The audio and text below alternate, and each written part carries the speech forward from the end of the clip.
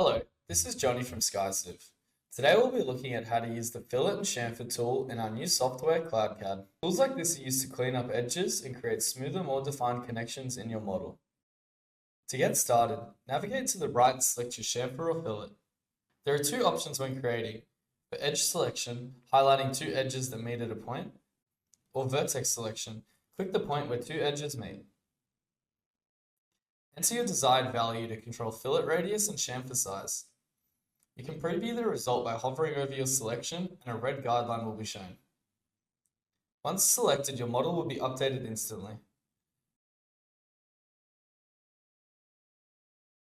That's how you use fillet and chamfer tools in CloudCAD. Additionally, you can choose to send your CloudCAD to Section Builder for further analysis.